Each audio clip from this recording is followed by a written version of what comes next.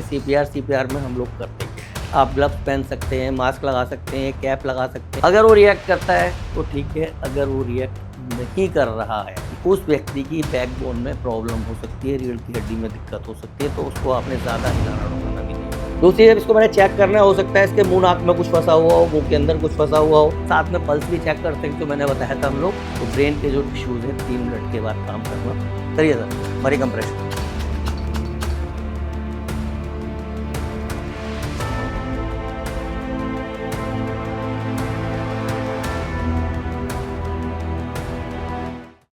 तो सीपीआर जब भी आप किसी को देंगे तो एक चीज़ हमेशा ध्यान रखिएगा। पहले हम लोग जो सीपीआर के बारे में बात करते थे तो हम लोग कहते थे उसकी पल्स और ब्रीथिंग नहीं चलनी चाहिए।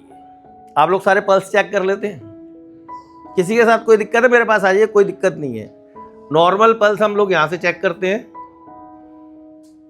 और क्रिटिकल में हम लोग यहाँ से चेक करते हैं, दोनों जगह से कर लेते हैं। जिसको कोई इशू है मेरे पास आए ना, मैं बता दूंगा। ऐसे अगर हम ब्रीथिंग की बात करेंगे, नॉर्मल में हम लोग ब्रीथिंग ऐसे चेक करते हैं, क्रिटिकल में हम लोग चेक करते हैं LLF look listen and feel से। मैं आपको तरीका बता देता हूँ। ये व्यक्ति है, आप लोगों ने देखा होगा इसका पेट या छाती का ऐसे अप एंड डाउन करता है, सांस चल रही है, कोई दिक्कत वाली बात नहीं। दूसरा तरीका है कि ये इतना स्लो कर रही है जो मेरी आंखें देख नहीं पा रही हैं, तो मैं इस पे हाथ रख के देखूंगा, शायद कुछ फीलिंग आ जाए अप एंड डाउन की। इसके बाद मैं इसके कान को पास इसकी नाक के पास अपने कान को लगाऊंगा, लिसन सुन के मैं महसूस कर सकूंगा इसकी श्वास क्रिया चल रही है नहीं चल रही है। हो सकता है कान में कुछ दिक्कत हो, बाहर शोर हो, कई बार ऐसी चीज़ें होती हैं। तो हम क्या करेंगे, इसकी नाक के पास अपने गाल को लगाएंगे, तो वहाँ पे एक फीलिंग आएगी जिससे हमें पता चल जाएगा कि ये श्वास क्रिया चल रही है या नहीं चल रही है। ये इसको चेक करने का तरीका जिसे हम LLF कहते हैं, लुक लिसन एंड फील। अब श्वास क्रिया 1 मिनट में कितनी होती है जानकारी है किसी को? बहुत अच्छा जवाब है, शायद मेरा सवाल गलत था, कोई बात नहीं। अच्छा, हार्ट बीट कितनी होती है? 72। और इससे पहले मैंने अभी श्वास क्रिया पूछी थी तो वो भी 72 ही बताया था। है डिफरेंट है वो, मैं आपकी बात समझ गया। मैं कह रहा हूँ कि दोनों एक ही हैं, नहीं है। यही चीज़ समझनी होती है कि आपने 72 जवाब दिया, बहुत अच्छा जवाब था। ये हार्ट बीट का जवाब है, मैं आपको क्लियर बोलूँ, जिसकी नॉर्मल रेशो है 60 to 100 पर मिनट। ऐसे अगर ब्रीथिंग की बात करेंगे तो ब्रीथिंग की जो रेशो है 10 to 20 पर मिनट है, ऑन एवरेज 16 to 18। 20 से 25 का वो रेशो है जो मेरी वर्किंग है।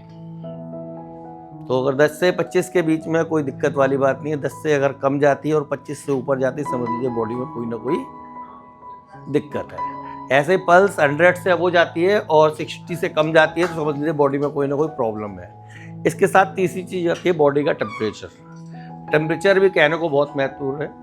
इसकी नॉर्मल वैल्यू है 97 to 99, लेकिन जब हम बात करते हैं फर्स्ट एड के हिसाब से, जब हम लोग फील्ड में होते हैं तो हमारे पास टेम्परेचर नापने का कोई साधन नहीं होता है। बेसिकली हम अपने बॉडी टेम्परेचर से उसको कंपेयर कर सकते हैं। हमारा ठीक है ना, मेरे से कम होगा तो कम है, ज़्यादा होगा तो ज़्यादा है। ये बेसिक चीज़ें हैं जिसमें मैं आपको बता रहा हूँ, ऐसा कुछ नया नहीं बता रहा हूँ जो आप लोगों को नहीं पता है। लेकिन क्या है, एक जो जानकारी है हम लोग उसको अपडेट कर रहे हैं। अब ये क्लियर हो गया, ब्रीथिंग और पल्स दोनों अलग अलग हैं।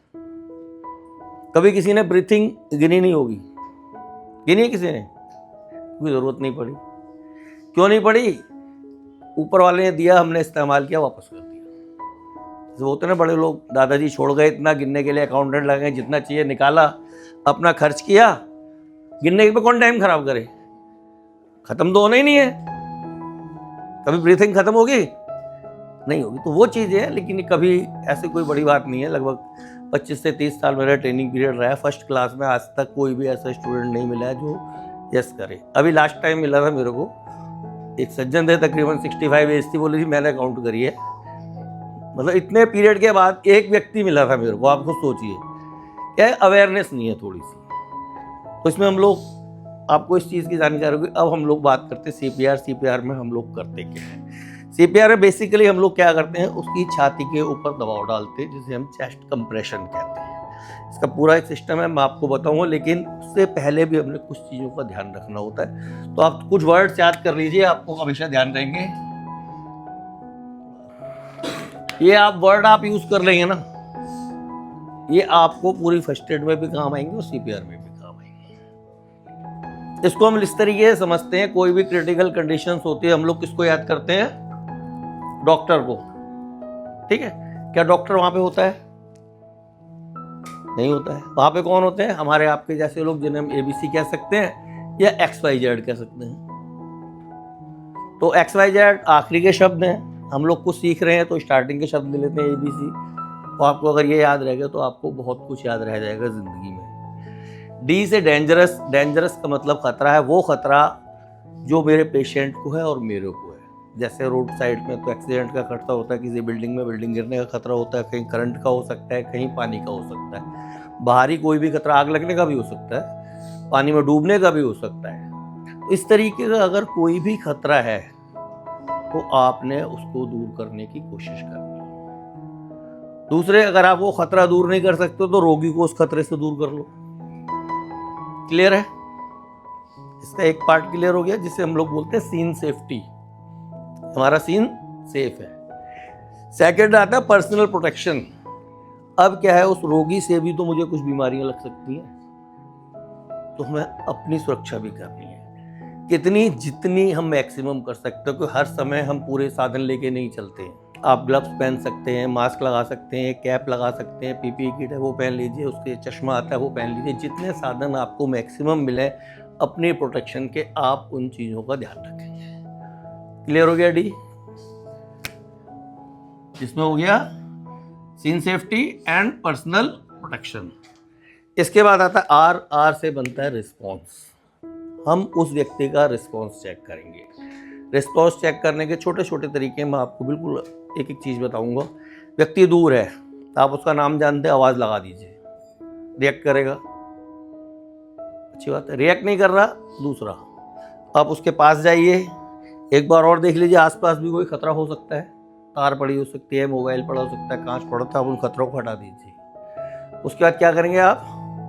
एक बार और आवाज़ लगाइए, शायद क्लियर कर दे। अगर नहीं है तो उसके बाद क्या करते हैं हम लोग? उसके कंधों को इस तरीके से थपथपाएंगे, जिसे बोलते हैं टैप द शोल्डर। तो रिएक्ट करेगा वो। अगर वो रिएक्ट करता है तो ठीक है, अगर वो रिएक्ट नहीं कर रहा है तो इस चीज़ का ध्यान ये रखिए। इसके बाद हम उसको क्या करते हैं? थोड़ा एक्स्ट्रा पेन देते हैं। इस तरीके से उसको चुटकी काट सकते हैं। रिएक्ट करेगा। ये कान के नीचे का हिस्सा नाजुक होता है, इसके नीचे मारिए जोर से, शायद वो रिएक्ट करे। या आप उससे उसका नाम पूछ सकते हैं, उससे पूछ सकते हैं भाई आपको कुछ सुनाई दे रहा है, महसूस हो रहा है? तो कई बार क्या होता है कि हम लोग उसका हाथ भी दबाते हैं तो उसका वो रिएक्शन देगा कि हाथ दबा के भी रिएक्शन। ये सारी चीज़ें हम उसको चेक करेंगे, उसका रिस्पॉन्स चेक करने के। यहाँ तक क्लियर है? अगर पेशेंट रिएक्ट कर रहा है तो वो ठीक है, रिएक्ट नहीं कर रहा है and patient is the unconscious. वो पेशेंट अनकॉन्शियस है, और अनकॉन्शियस पेशेंट में हमेशा ध्यान रखिएगा आप उसकी हेल्प ज़्यादा देर तक नहीं कर सकते। यहाँ से हमारा एक्शन प्लान शुरू हो जाता है। इसमें क्या आता है? इसमें एक वर्ड और आ जाता है एस। यहाँ पे हम लोग डाल देते हैं। एस का मतलब होता है शाउट। आप आवाज़ लगा के आसपास के लोगों को बुला सकते हैं। पहले क्या होता था कि मोबाइल फ़ोन नहीं होते थे तो कॉल करने के लिए 1 रुपए का सिक्का दे के किसी व्यक्ति को भेजते, जा भाई फ़ोन कर दे कॉल करने के लिए, तो वहाँ पे जाके वो कॉल करना। तो दूसरा हो गया सेंड कॉल फॉर हेल्प। अब आज के टाइम मोबाइल से है तो आप मोबाइल से डायरेक्ट कॉल भी कर सकते हैं।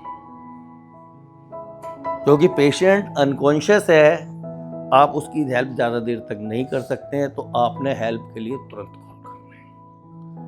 सेकेंडरी इंसिडेंट आपके सामने नहीं हुआ है तो एक चीज़ को आप ये भी मान लीजिए कि उस व्यक्ति की बैकबोन में प्रॉब्लम हो सकती है, रीढ़ की हड्डी में दिक्कत हो सकती है, तो उसको आपने ज़्यादा हिलाना डुलाना भी नहीं है। उसके लिए हम लोग क्या करते हैं, इसके साइड में वैसे नेक इमोबिलाइजर होता है लेकिन ऑफिशियली ज़्यादातर लोगों के पास नहीं होता है, तो इसके साइड में हम लोग क्या कर सकते हैं, कोई टॉवल रोल करके रख सकते हैं, बैग रख सकते हैं, इसके जूते उतार के रख सकते हैं, अपने उतार के रख सकते हैं, जिससे इसकी गर्दन हिले डुले ना। क्लियर है? यहाँ तक हमने कॉल किया। अब कॉल करने में हमने क्या करना होता है, जब भी हम किसी को कॉल करते हैं हेल्प के लिए तो उसमें थोड़ी चीज़ों की जानकारी देनी होती है। पहली चीज़ कि वो पेशेंट मेल है या फीमेल है, क्या एज है, आपने उसको क्या ट्रीट किया है, छोटी सी कई बार पेशेंट ज़्यादा होते हैं तो आप ये भी बता सकते हैं कि पेशेंट्स ज़्यादा हैं, इनकी ये भी प्रॉब्लम्स हैं। उसके बाद जिन चीज़ों की आपको ज़रूरत है, जैसे एक फर्स्ट एड बॉक्स होता है, ऑक्सीजन सिलेंडर होता है, एम्बू बैग होता है, बहुत सारी चीज़ें सारी एम्बुलेंस में होती हैं। लेकिन कई बार क्या होता है कि वो कहीं कॉल से आ रही है तो वो सारा सामान भूल जाए, तो आप एक बार उनको बता दीजिए मेरे को इन चीज़ों की ज़रूरत है, तो वो एक बार चलने से पहले चेक कर लेगा। क्लियर है। इसके बाद आता है कि आपकी लोकेशन, आपने लोकेशन क्लियर करनी है। कई बार क्या होता है कि बिल्डिंग बिल्कुल सामने होती है लेकिन रास्ता नहीं होता है वहाँ जाने का, काफ़ी घूम के आना होता है। तो ऐसी कोई स्थिति है, आप वो बताइए। कई बार क्या होता है बहुत सी बिल्डिंग 10 गेट होते हैं, 2 ही खुले होते हैं। ये भी आप बता सकते हैं कि भैया इस गेट से नहीं इस गेट से आइए, लोकेशन क्लियर रखिए। और इस चीज़ का ध्यान रखिए, जो भी आप बातचीत कर रहे हैं बिल्कुल क्लियर होनी चाहिए। आप कुछ कह रहे हैं वो आपकी बात सुन रहा है और वो जो कह रहा है आप उसकी बात सुन रहे हैं। नहीं तो आपने कुछ कहा उसने सुना नहीं, उसने कुछ कहा आपने सुना नहीं। ये सारी चीज़ें एक आ जाती है कॉल मैनेजमेंट में। आपने कॉल कर दी, उसके बाद कंफर्म कर लीजिए वो कितनी देर में आ रहा है। ये बहुत ज़्यादा ज़रूरी होता है। नहीं तो आ रहा है तो टाइम तो लगता ही है, आधा घंटा 1 घंटा 15 मिनट कुछ तो बताएगा। इस बीच में आपका टाइम लगता है, आप उसको एक बार दोबारा फॉलोअप कर लें। क्लियर है। यहाँ तक हमने डेंजरस चेक कर लिया, सीन सेफ्टी हो गई, अपनी प्रोटेक्शन ले ली, रिस्पॉन्स चेक कर लिया और कॉल कर दी हेल्प करने के लिए। इसके बाद आता है ए से आता है एयरवे। एयरवे वो रास्ता है जिससे सांस हमारी बॉडी में आती और जाती है, यानी मुंह का और नाक का रास्ता। इसमें 3 चीज़ें होती हैं काम करने के लिए। पहली चीज़ होती है एयरवे को सीधा करना, एयरवे को चेक करना और एयरवे को क्लीन करना। एयरवे को सीधा करना, इसके लिए हम क्या करते हैं, इसका सर नीचे कर देते हैं और थोड़ी ऊपर कर देते हैं, इस तरीके से। हेड टेल चिन लिफ्ट टेक्निकली वर्ड्स में इसको हम लोग बोलते हैं। क्लियर है।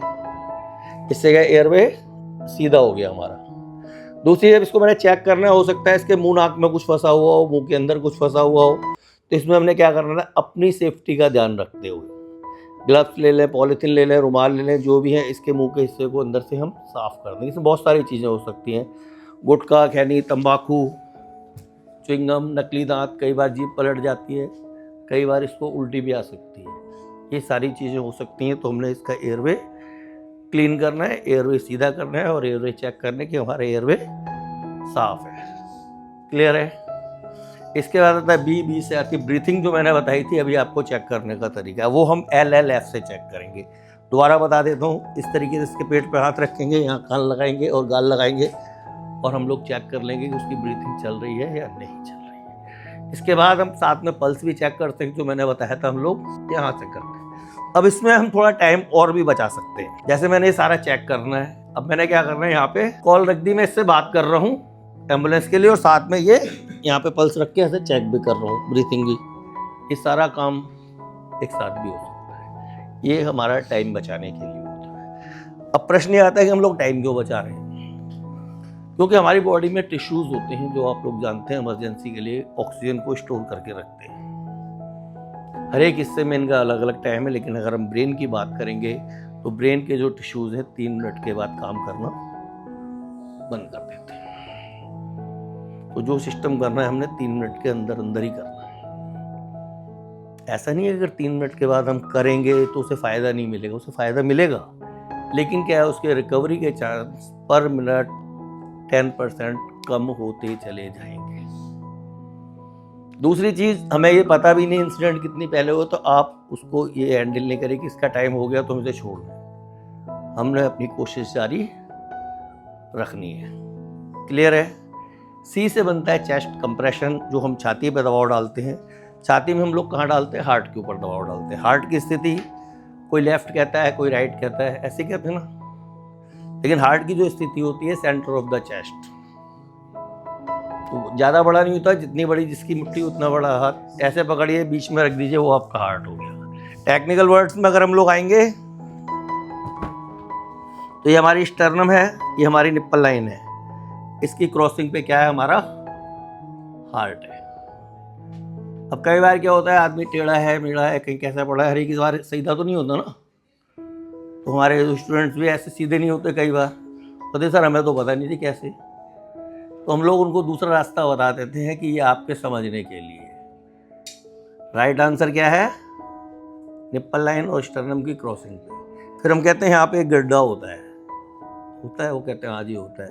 मैंने उससे 2 उंगली सर की तरफ, तो वो कहते हैं कई बार हम पैर भी ऊपर कर लेते हैं, ऊपर की तरफ नहीं सर की तरफ। तो 2 फिंगर आप आएंगे तो वो ही स्थिति आएगी जहाँ पे मैंने आपको हार्ट बताया। क्लियर है? ये यहाँ से 2 फिंगर ऊपर लेंगे तो भी वही आएगी। तो हार्ट की स्थिति क्लियर हो गई।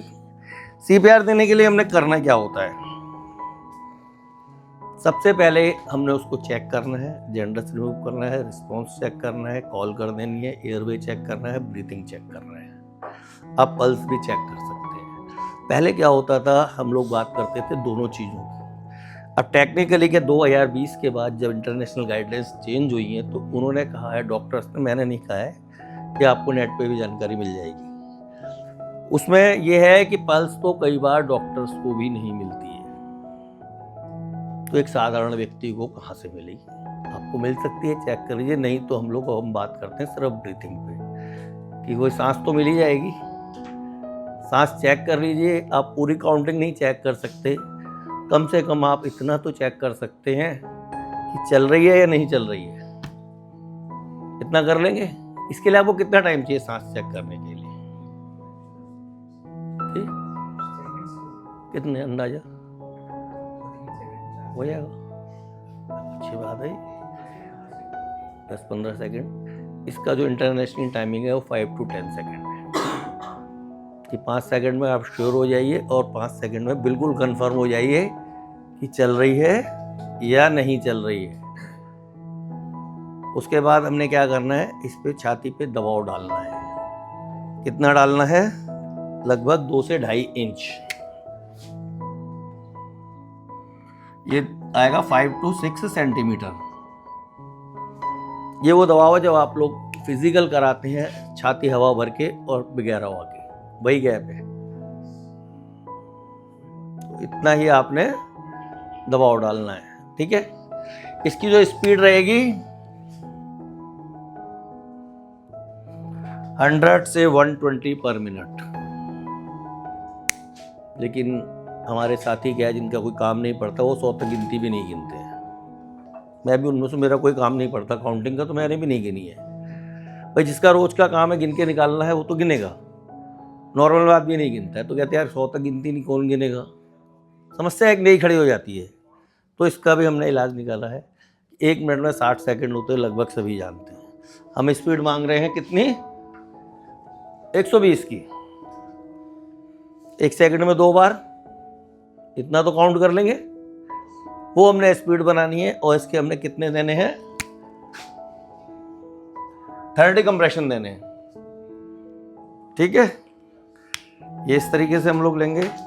अब इसमें क्या होता है, सबसे बड़ा होता है प्लेसमेंट ऑफ हेड, कि हम हाथ कहाँ पे रखें। आपका राइट हैंड वर्किंग है, राइट रखिए, लेफ्ट है, कहाँ रखना है? हार्ट के ऊपर, जहाँ पे आपका दिल है। मेरा राइट है तो मैंने इसके ऊपर राइट रखा। कौन सा हिस्सा रखा? हथेली का निचला हिस्सा, एंड ऑफ द पाम। ये क्या वर्क करेगा इसके बारे में भी हम लोग चर्चा करेंगे। ये हिस्सा रखा, दूसरे से मैंने इसको इंटरलॉक कर दिया और इस तरीके से मैंने दबाव डाला और इस पे मैंने 30 कंप्रेशन देने 2 से 2.5 इंच दबाव के साथ। स्पीड 100 से 120 इस तरीके से।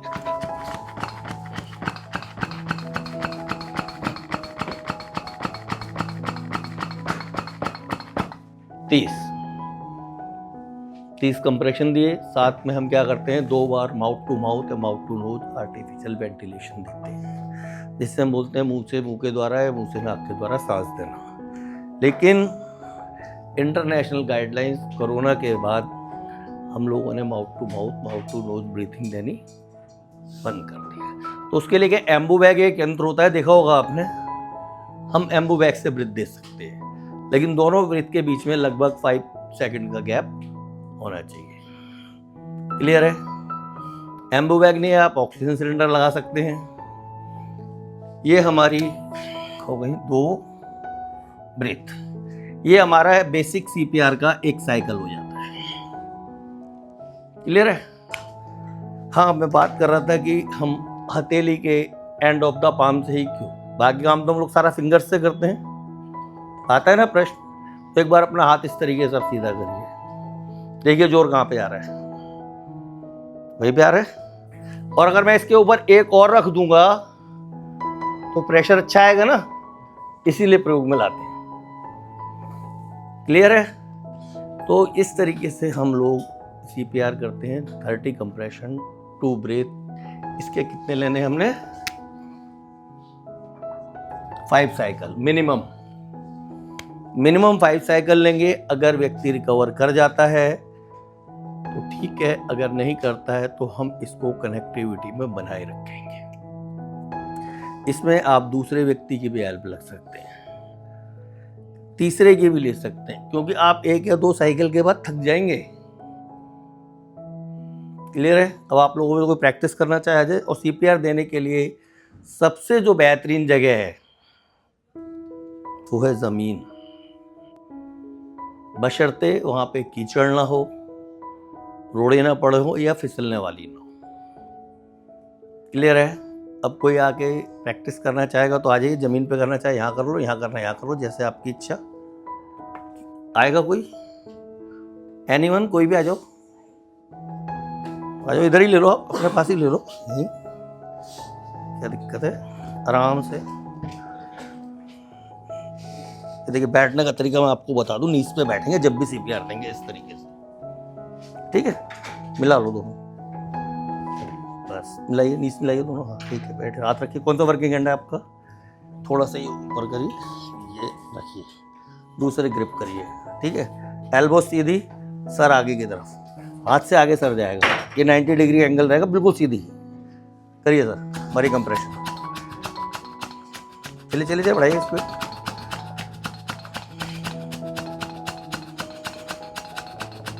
कितने हो गए सर? आपने गिने ही नहीं। चलिए कोई बात नहीं, कोशिश काफी अच्छी है। कोई नेक्स्ट कोई आना चाहेगा? नहीं, अच्छी बात है। ये भी हम बाद में बात करेंगे कि आप कर रहे हो, ये अलग चीज है, लेकिन अभी हम लोग पूरी बात करेंगे। बैठिए।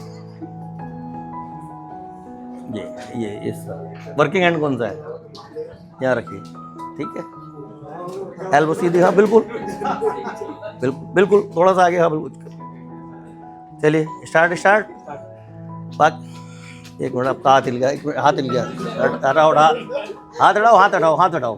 देखो ये निप्पल लाइन आई, ये स्टर्नम आई, इस जगह रखिए, ये ऐसे रखिए बिल्कुल सीधा, दूसरे ग्रिप, एल्बो सीधी बिल्कुल। ये 90 डिग्री एंगल आएगा इस तरीके से। थोड़ा आगे सर, आगे लो। अब चलो स्टार्ट करो, दबाव दो, प्रेशर थोड़ा सा। कोई बात नहीं, कितना करा? चलो कोई बात नहीं। अब इन्होंने करी एक्सरसाइज, इन्होंने भी करी, और जो करना चाहे करिए, कोई दिक्कत नहीं है। मेरा कहने का मकसद ये है कि आदमी ये कनेक्टिविटी में ज़्यादा देर नहीं कर सकता है, तो उसी के लिए मैंने आपको हेल्प बुलाने के लिए बोला था। अब आपका यहाँ पे प्रैक्टिस करके सीखने का फ़ायदा है कि आप सीख जाएंगे। एक मिनट सर, एक सेकंड सर, नीज को मिला लीजिए दोनों घुटनों को। ठीक है ना? राइट वर्किंग हैंड कौन सा है आपका? इसको थोड़ा और पास ले लीजिए। ठीक है? यहाँ रखिए, हार्ट यहाँ पे आएगा ना, एक रखिए, एक बस। अभी आप पकड़ लीजिए दूसरे से, ये भागे ना हाथ, ये दोनों सीधे रखिए बिल्कुल। अब स्टार्ट कर दो बस भाई, ये मत ना मुड़े, बस ये ना मुड़े, बाकी ठीक है, कोई नहीं, टूट जाने दो, कोई बात नहीं। कितने हो गए? कोई नहीं मरेगा, नहीं हो, जिंदा ही होगा। ज़्यादा ये हो ही नहीं पाएगा, क्योंकि मैंने अभी आपको स्टार्टिंग में बताया था कि जब हम फिजिकल लेते हैं तो कितना गैप आता है? यही आता है, 2 से 2.5 इंच ही आता है। तो जब आप, ये तो रबड़ की और प्लास्टिक की बनी हुई डमी है, इस पर तो शायद आपको लगे कि ज़्यादा हो जाए, लेकिन ह्यूमन बॉडी इससे ज़्यादा हार्ड होती है, ये समझ लीजिए। तो वहाँ पे तो आप जितना मैक्सिमम प्रेशर दे सकेंगे और जितना जल्दी दे सकेंगे, push hard and fast. Clear है? जितना मैक्सिमम दे सकते हैं और जितना जल्दी दे सकते हैं। काउंटिंग सिर्फ आपके समझने के लिए है, आप एक मेंटेन बनाए रखना है उसका गैप, कि वो टूटना नहीं है, वो टूटेगा नहीं, इसका हमने ध्यान रखना है। क्योंकि वो टूट जाएगा तो उसका जो सिस्टम है पूरा ऊपर से नीचे तक बैकअप आ जाएगा, जो कभी रिवाइव नहीं हो पाएगा। अब प्रश्न ये आता है, ये सारी चीज़ें जो मैंने अभी तक आपको सारी बताई हैं, ये एक एडल्ट के बारे में। एडल्ट भारत सरकार का वोटर नहीं है जो वोटर कार्ड लेके जाता है। मेडिकली वो व्यक्ति एडल्ट है जब हमारी बॉडी में चेंजेस आने शुरू हो गए, अप्रोक्सीमेट 10 to 12 ईयर के आसपास। उससे छोटा और 1 साल से ऊपर वो आता है बच्चा, जिसे हम लोग चाइल्ड कहते हैं। उसमें क्या रहेगा, कंप्रेशन हम लोग सिंगल हैंड से देंगे और डेप्थ जो रहेगी 1.5 से 2 इंच। उससे छोटा, 1 साल से छोटा, न्यूबॉर्न, बेबी, इन्फेंट, आप कुछ भी कह दीजिए, उसको हम लोग 2 फिंगर से कंप्रेशन देंगे और उसकी डेप्थ रहेगी आधे से 1 इंच। दूसरे शब्दों में आप ये समझ लीजिए, जितनी ये छाती की मोटाई है, ये इसका 1/3, क्योंकि हमारे पास मेजरमेंट के लिए कोई ऐसी चीज नहीं होती है, तो हम अंदाजे से ही चलते हैं। क्लियर हो गया? सीपीआर में किसी ने कुछ पूछना है तो आप पूछ ले, नहीं तो इससे मैं थोड़ा सा और आगे चलूंगा। लेकिन अब ये क्यों होता है, कैसे होता है, ये सडन का मतलब होता है कभी भी किसी को भी हो सकता है। शुद्ध हिंदी में आपको सीधा सा उदाहरण दे दिया, चलो भाई कार नहीं समझ में आ रही, बाइक का समझ लो। आजकल तो इंडिकेशन उसमें भी आता है। इसमें हम लोग जो बात कर रहे हैं सीपीआर के बारे में, अब प्रश्न ये आता है कि जैसे मैंने अभी आपको बताया, mouth to mouth, mouth to nose, corona की गाइडलाइंस की वजह से हम लोग नहीं दे रहे हैं। दूसरा प्रश्न ये आ जाता है कि कुछ लोग हमारे समझदार ज़्यादा होते हैं, अपनी सेफ्टी का ज़्यादा ध्यान रखते हैं, या कई बार स्थिति ऐसी होती है माउथ टू माउथ हम लोग देना ही नहीं चाहते। तो क्या उस कंडीशन में उस व्यक्ति की जान नहीं बचाई जाएगी? बचाएंगे ना। तो उसमें हम लोग क्या करते हैं, जो मैंने आपको ये 30-30 के साइकिल बताए, तो इसमें थोड़ा सा फर्क हो जाता है, तो उसका नाम हो जाता है हैंड्स ऑन सीपीआर। इसमें क्या करते हैं, इसमें मैंने आपको इतना सारा बताया ना, इतनी मेहनत करने की जरूरत नहीं। शॉर्ट में क्या है,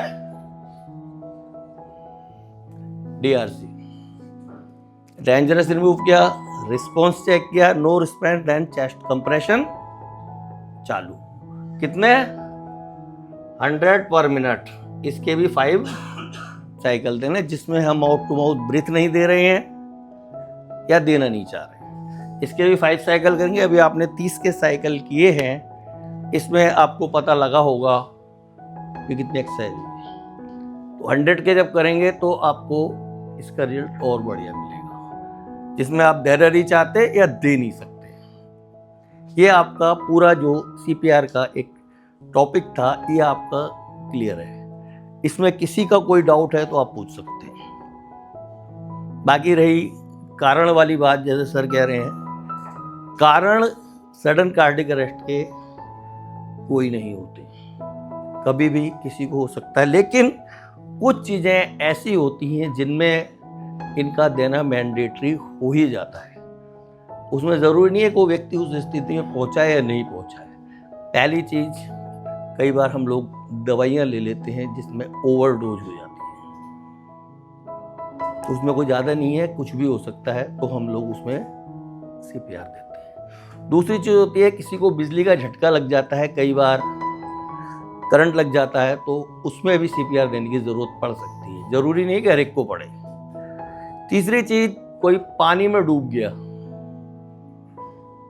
बेसिकली ये सीपीआर का टॉपिक नहीं है, ट्रेनिंग का टॉपिक है, लेकिन इसमें भी मैं आपको क्लियर कर देता हूँ। जब व्यक्ति पानी में डूब जाता है तो उसमें हम लोग ये मान लेते हैं नॉर्मल कि उसकी बॉडी में पानी गया होगा, मान लेते हैं ना, इसमें तो कोई दो राय नहीं। अब प्रश्न ये आता है कि क्या वो पानी निकालना चाहिए कि नहीं निकालना चाहिए, इसके बारे में थोड़ा सा बताइए। कोई भी निकालना चाहिए। चलिए सर, पानी कहाँ गया होगा? लंग्स में और स्टमक। स्टमक में पानी जाता है, कोई नुकसान है? ज़्यादा से ज़्यादा गंदा पानी हुआ तो उल्टी आ जाएगी अपने आप। और लंग्स में अगर पानी गया, हम लोग निकाल सकते हैं? निकाल सकते हैं सर, वही उसी बात पे आ रहा हूँ मैं कि लंग्स में अगर पानी चला गया तो हम लोग उसको नहीं निकाल सकते। ये हिंदी फिल्म नहीं है, बहुत सी फिल्म में देखते हैं मुंह से पानी निकल रहा है। दैट इज रियल लाइफ, हम लोग जी रहे हैं रियल लाइफ। तो हमने उसमें ऐसी कोई एक्सरसाइज नहीं करनी है कि पानी निकालना है, उल्टा करना है, सीधा करना है। आपने सीधा ध्यान रखना है, DRABC का ध्यान रखेंगे और ज़रूरत पड़ेगी तो उसको आप CPR दे सकते हैं। क्लियर है? अब CPR से रिलेटेड आपका कोई प्रश्न है तो आप पूछ सकते हैं, नहीं तो इसके बाद के कुछ टॉपिक्स हैं छोटे छोटे तो मैं उनको भी क्लियर कर दूँ। उधर उसकी व्यवस्था हो गई, प्रोजेक्टर वगैरह? हाँ, टीवी दिखा दे, कोई नहीं दिखा दे, कहाँ कर लेंगे, उनको बिठाने की व्यवस्था करना, मैं दिखा दूँ, मेरे को तो कोई दिक्कत नहीं है भाई। इनका डाउट क्लियर होना चाहिए। नहीं बस सभी देख लेंगे तो मेरा क्या जा रहा है। अब कोई चीज़ बट रही है तो सबके हिस्से में आ जाए जो लेना चाहे। हाँ, वो कोई दिक्कत नहीं। क्लियर है? क्या अभी कहाँ मिला सर? अभी मैं आपको बिल का कंफर्म करूंगा। देखिए आप, मैंने क्या कहा, अभी मेरे पास बहुत कुछ बचा हुआ है बताने के लिए, लेकिन क्या है कि जब एक लेवल पूरा होगा तब मैं ऊपर चलूंगा। ठीक है? अब आपको मैंने एक चीज बताई, CPR के बारे में क्लियर हो गया सबको, क्यों देते हैं वो भी क्लियर हो गया, कितने टाइम में देते हैं वो भी देते हैं। ये सारे ना 2 मिनट के अंदर 5 साइकिल हो जाने चाहिए मिनिमम, इसीलिए हम लोग टाइम पे जोर दे रहे थे। इस चीज का ध्यान रखिए, चाहे 100 के करिए चाहे 30 के करिए, आपके ऊपर है। लेकिन एक चीज हमेशा ध्यान रखिएगा, जब भी आप चेस्ट कंप्रेशन दें तो इफेक्टेड दें।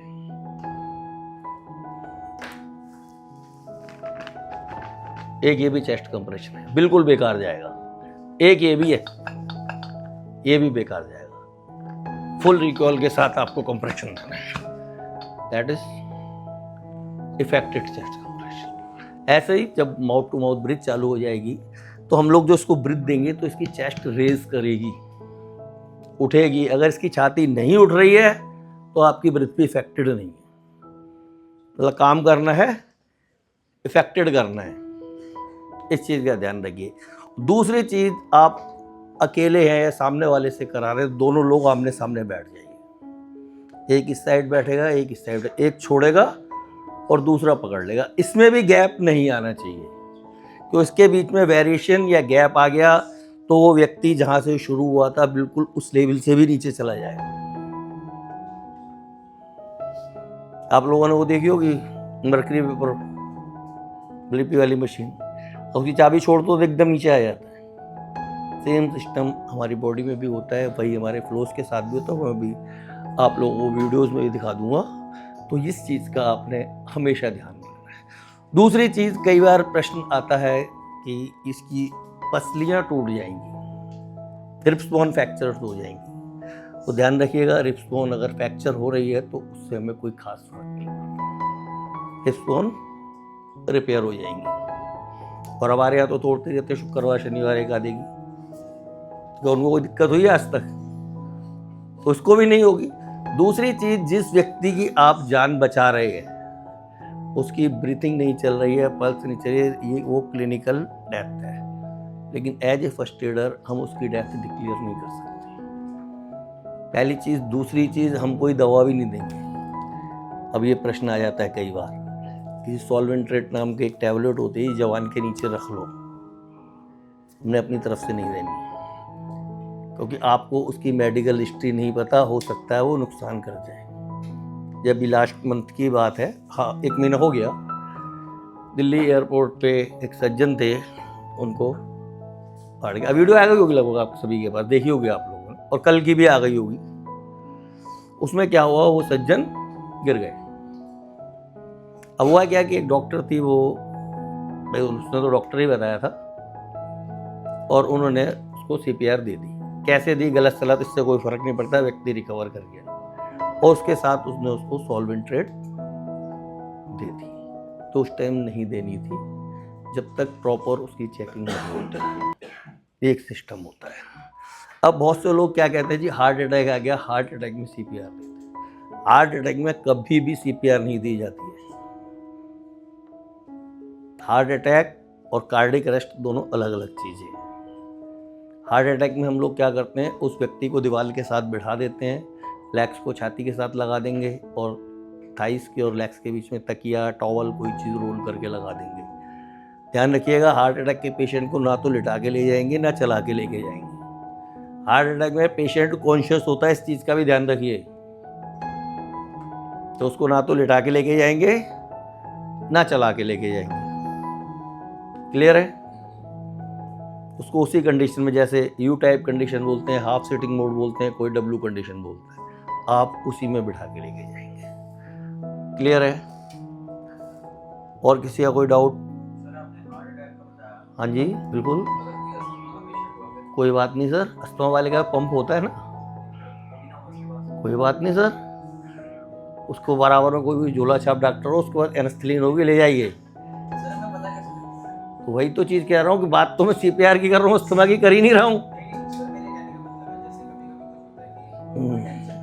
हाँ कोई बात नहीं सर, बिल्कुल सर बिल्कुल। ये क्या देखिए, दिस इज डिफरेंट टॉपिक, मैं फिर भी आपने क्वेश्चन किया तो मैं क्लियर कर देता हूँ। एस्थमा जरूरी नहीं है जो एस्थमा का पेशेंट है उसको ही आएगा, तो आपको ये भी क्लियर कर दूँ, जरूरी नहीं है उसको आए, मेरे ऐसे को भी आ सकता है, आप लोगों को भी आ सकता है। जब एटमॉस्फेयर चेंज होता है, हमारे लंग्स प्रॉपर एयर नहीं ले पाते हैं। एयर तो ले रहे हैं, एयर क्या है, लंग्स से जाने के बाद हमारे ब्लड में मिक्स होती है। उसमें क्या होता है कि वहाँ पे जैसे ब्लड वेसल्स हमारी पतली होती है, वहाँ पे हमारे एयर पाइप्स भी काफ़ी पतले हो जाते हैं। तो उस कंडीशन में क्या है, उन एयर पाइप्स के ऊपर स्वेलिंग आ जाती है, और वो तभी रिमूव होगी जब वो पंप होगा।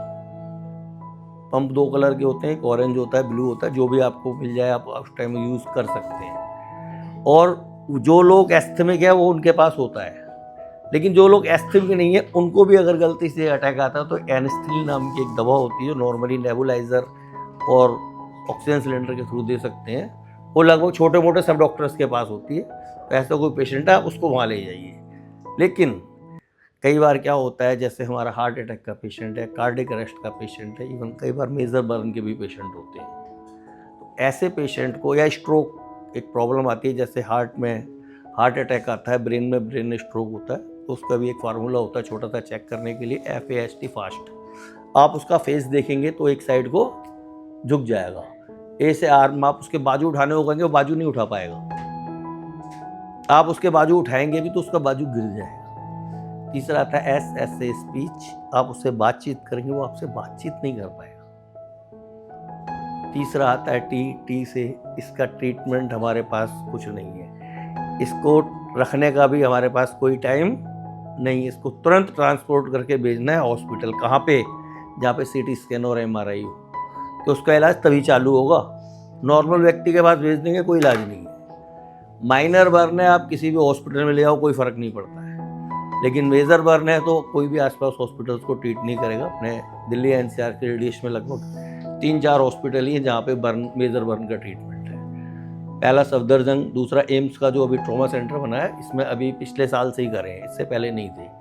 RML में कुछ बेड हैं, और एक LNH जिस पुराना हॉस्पिटल बोलते हैं, यहाँ पे बर्न के बेड है। यहाँ स्टार्टिंग से ही हैं, जब से वर्क कर रहे हैं। तो अगर ऐसा कोई है, अब यहाँ पे बड़े हॉस्पिटल्स में फोर्टिस हो गए, मैक्स हो गए, ये ऑन अराइवल व्यवस्था देते हैं। कॉल कर लीजिए, अगर व्यवस्था कर रहे हैं तो ले जाइए, नहीं तो सीधा रास्ता अपना है ही। ये हमेशा ध्यान रखिएगा। पेशेंट को सही तरीके से कैरी करना भी बहुत ज़रूरी है। और दूसरे, मैं दवा का बता दिया, हम अपनी तरफ से कोई दवा नहीं दे सकते। इसमें बहुत से पेशेंट आ जाते हैं, हाई BP के आ गए, जैसे डायबिटीज आ गई, जैसे भाई साहब ने अस्थमा वाले बता दिए। ये लोग अपनी दवाइयाँ अपने साथ रखते हैं ना सारे, तो आपने उनकी दवा उनको खिला दी तो आपकी दवा नहीं है, वो दवा किसकी है? उनके डॉक्टर ने दी है। अपनी तरफ से आपने कुछ नहीं कहना है भाई जाके भाई एक PCM खा ले, ये भी नहीं कहना है, ना देनी है ना कुछ, क्योंकि बॉडी का सिस्टम हमें नहीं पता, इसको मेडिकेशन किस तरीके का है, इसने पहले क्या दवाइयाँ खाई हुई हैं, उसके जो साइड इफ़ेक्ट्स आते हैं वो बहुत कई बार गलत हो जाते हैं। क्लियर है? और किसी का कोई क्वेश्चन है तो आप पूछ सकते हैं। इसके बाद नहीं है, इसके बाद एक चीज़ आती है जिसे हम बोलते हैं डेफिब्रिलेटर। हिंदी फिल्मों में देखा होगा आपने, इस तरीके से लगाते हैं, ठीक है? वो होता है डेफिब्रिलेटर, वो हार्ट को झटका देके रिवाइव करने के लिए होता है। ठीक है। अब उसके लिए छोटी मशीन आ गई है AED, जिसे हम बोलते हैं ऑटोमेटिक एक्सटर्नल डेफिलेटर। तो इसके आगे हम लोग क्या लगा देंगे, D, AED, ऑटोमेटिक एक्सटर्नल डेफिब्रिलेटर। इसमें क्या होता है, अलग अलग कंपनीज के होते हैं, अलग अलग तरीके के होते हैं, लेकिन बेसिक सबका सेम है कि हार्ट को झटका देना। जब हम लोग माउथ टू माउथ ब्रीथ दिया करते थे तो इस तरीके का एक माउथ पीस आता है, हम इससे भी माउथ टू माउथ ब्रीथ दे सकते हैं। आपके पास कुछ नहीं है इस तरीके का कोई जालीदार कपड़े का भी आप प्रयोग कर सकते हैं, अपने रुमाल का भी कर सकते हैं, या इस तरीके से फेस शील्ड्स आती हैं। ध्यान रखिएगा, इस तरीके का जो माउथ पीस आता है इसको तुम रीयूज़ कर सकते हैं, लेकिन जो फेस शील्ड वगैरह है इसको हम लोग रीयूज़ नहीं करते, वन टाइम यूज़ होती है। ये दो तरीके की होती हैं, दोनों तरीके की मैं आपको दिखा देता हूँ। इसमें पूरा चेहरा बना हुआ है, इसको रखिए और ब्रेथ दे दीजिए, एक व्यक्ति पे यूज़ करके इसको डिस्ट्रॉय कर दीजिए। दूसरी इस तरीके की आती है, इसमें NRVM इस तरीके का लगा होता है, ये राइट साइड से यूज़ नहीं करेंगे, ब्लू साइड से यूज़ करेंगे। ये इंडियन, ये इम्पोर्टेड, थोड़ा सा फ़र्क है। तो अगर ऐसी चीज़ें मिलती हैं तो हम इनका भी प्रयोग कर सकते हैं। तो मैं बात कर रहा था AED की। AED एक मशीन होती है जो हार्ट की रिदम को एनालाइज करती है। उसके लिए हम लोग क्या करते हैं, AED के पैड्स लगाते हैं, जो मैं अभी आपको बता देता हूँ किस तरीके से लगाते हैं। AED का काम क्या है, जो हार्ट है उसकी जो रिदम को एनालाइज करके उसको झटका देना है। देखिए ध्यान रखिएगा, जब भी आप AED लगा रहे हैं या किसी व्यक्ति पे AED का प्रयोग कर रहे हैं तो इस चीज़ का ध्यान रखेंगे कि हम उसको तो झटका दे रहे हैं, वो झटका हमें ना लग जाए। लगाने के बाद, रिदम एनालाइज करने के बाद वो आपको ऑर्डर देगी कंटिन्यू CPR या शॉक एडवाइस। अगर शॉक एडवाइस है तो आप दूर हो जाइए, स्टे क्लियर करके, कोई दिक्कत नहीं है। और अगर आपको लगता है कंटिन्यू CPR है तो आप उसके पैड्स लगे रहने दीजिए। उसके कब तक नहीं हटा लें, जब तक वो व्यक्ति रिवाइव ना करे, क्योंकि अभी तो हो सकता है उसको झटके की ज़रूरत नहीं है, लेकिन बाद में हो सकती है। तो उसको मैं बता देता हूँ किस तरीके से होता है।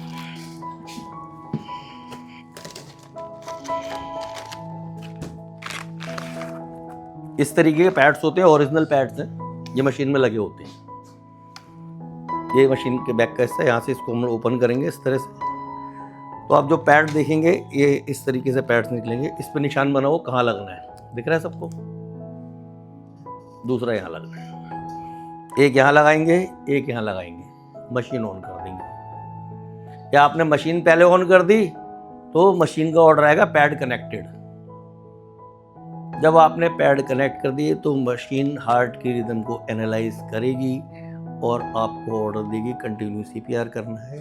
उसके बाद एक बटन होता है रेड कलर का, आप उसको पुश करेंगे तो शॉक दे। जब आप इसको शेक दोगे तो इससे आप दूर हो जाएं, इससे दूर हो जाएंगे, क्योंकि इसका तो हार्ट चालू करने के लिए शॉक दिया जाएगा, आपको शॉक लग सकता है।